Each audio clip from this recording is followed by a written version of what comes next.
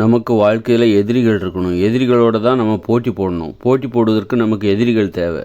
நம்முடைய கோபத்தை நாம் எதிரிகள்கிட்ட போய் நேரடியாக வெளிப்படுத்தக்கூடாது. நம்முடைய தொழிலில் வெளிப்படுத்தணும், நம்முடைய லட்சியத்தில் வெளிப்படுத்தணும். அதே நேரத்தில் நான் இந்த எதிரிகளோட பெரிய ஆளாக காட்டுறேன் அப்படியெல்லாம் நிரூபிக்கக்கூடாது. அது தப்பு. நான் யாருன்னு நிரூபித்து காட்டுறேன் அந்த உணர்ச்சி நமக்கு இருக்கணும். அதே நேரத்தில் நான் உங்களை விட பெரிய ஆளாக நிரூபித்து காட்டுறேன், உன்னை விட நான் பெரிய ஆளுங்கிறத நிரூபித்து காட்டுறேன், இந்த மனப்பான்மை இருக்கக்கூடாது. நீ யாருங்கிறத மட்டும் நிரூபித்தா போதும்.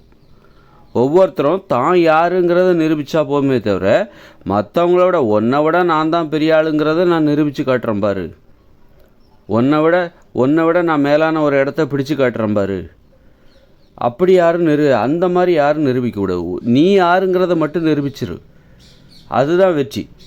ஏன்னா பாருங்கள், தான் யாருங்கிறத நிரூபிக்கிற போட்டியில் எத்தனை பேர் ஈடுபடுறாங்க? நிறைய பேர் ஈடுபட்டு தான் யாருன்னே தெரியாமல் சும்மா வாழ்ந்தோம் போனோம் அப்படின்னு தான் இருக்காங்க. அதனால் ஒவ்வொருத்தரும் போட்டிங்கிறது இதுதான். நான் யாருங்கிறத நிரூபித்து காட்டுறேன் பாரு, அதுவே இங்கே பெரிய சவாலான விஷயம். நான் யாருங்கிறத நிரூபித்து காட்டுறேன் அந்த முயற்சியே இல்லாமல் நிறைய பேர் இருக்காங்க. அந்த மாதிரி ஒரு முயற்சி அப்படி நிரூபிக்கிறதுக்கான வழி எதுன்னு தெரியல.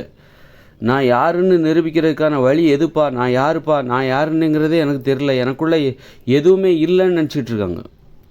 எனக்கு என்ன கடமை, அந்த வாழ்நாள் நான் பிறந்ததுக்கு எனக்கு என்ன கடமைன்னு தெரியாமல் இருக்காங்க.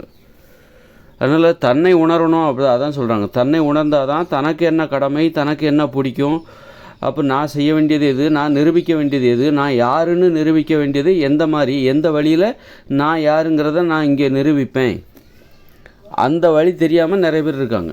அப்போது நீ உன்னுடைய எதிரிகள்கிட்ட, உன்னுடைய போட்டியாளர்கள்ட்ட நான் யாருன்னு நிரூபிக்கிறேன் பாரு, அது சரியாக இருக்குமே தவிர உன்னை விட நான் பெரிய ஆளாகி காட்டுறேன் பாரு, உன்னை விட நான் தான் பெரிய ஆளுன்னு நிரூபிக்கிறேன் பாரு, அந்த மாதிரி என்றைக்கும் வரவே கூடாது. நீ யாருன்னு நிரூபித்தா போதும். நீ யாருன்னு நிரூபிக்கும்போது நீ மற்றவங்களோட பெரிய ஆளாக இருக்கியோ சின்னதாளாக இருக்கியோ அது உன்னுடைய நோக்கமாக இருக்கக்கூடாது. உன்னுடைய நோக்கமாக இருக்கக்கூடாது. நீ யாருங்கிறத மட்டும் நீ நிரூபிச்சிரு. மற்றபடி உனக்கு என்றைக்குமே நான் மற்றவங்களோட பெரிய ஆளுங்கிறத நிரூபிக்கிறேன் பாரு, உன்னை விட நான் பெரிய ஆளுங்கிறத நிரூபிக்கிறேன், நான் தான் பெரிய ஆளுங்கிறத நான் நிரூபித்து காட்டுறேன் பாரு, அப்படி எதுன்னு பண்ணு. நீ யாருங்கிறத மட்டும் நிரூபி. இப்படி ஒவ்வொருத்தரும் தான் யாருங்கிறத மட்டும் நிரூபித்தா போதும். தான் யார், இந்த மனித வாழ்க்கையில் தனக்கு என்ன கடமை, தான் எதை செய்கிறதுக்காக நான் இந்த உலகத்துக்கு எனக்கு என்ன பிடிக்கும், அதில் நான் எதை நிரூபிக்க இங்கே வந்தேன், அதான் நான் யாருங்கிறத நிரூபித்தா போதுமே தவிர மற்றவங்களோட நான் பெரிய ஆள் அப்படிங்கிறதெல்லாம் நிரூபிக்காதீங்க. அதுதான் தப்பு. போட்டி போடுறதுக்கான தவறான வழிகள் அதான். அப்போ தான் போட்டி பொறாமல் பிறரை தோற்கடிப்பது தான் வெற்றி. உன்னை விட நான் பெரிய ஆள் ஆகணும் அப்படின்னா நீ தோற்றுடணும், என்னை விட நீ சிறிய ஆளாக தான் இருக்கணும். ஏன்னா எனக்கு கீழே இருந்தால் தான் நான் உனக்கு மேலே போக முடியும். உன்னை விட நான் பெரிய ஆளாகி காட்டுறேன் அப்படின்னா நீ எனக்கு கீழே இருக்கணும். அதுக்காக நான் என்ன வேணாலும் பண்ணுவேன் உன்னைய. அப்போ தான் நான் யாருன்னு உன்னை நான் வீழ்த்த முடியும், உன்னை நான் வெற்றி பெற முடியும். நீ தோல்வி அடைந்தால் தான் அதில் தான் எனது வெற்றி இருக்குது. அப்போ அதில் தான் இந்த மனித வாழ்க்கை வன்முறை களமாக மாறிவிடுகிறது. அது தப்பு. போட்டி போடுவதற்கான வழிமுறையே அதான் தப்பு. நான் யாருங்கிறத நிரூபிக்கணும்ப்பா, அதான் என்னுடைய கடமை. அதை நிரூபித்தா எனக்கு போதும்.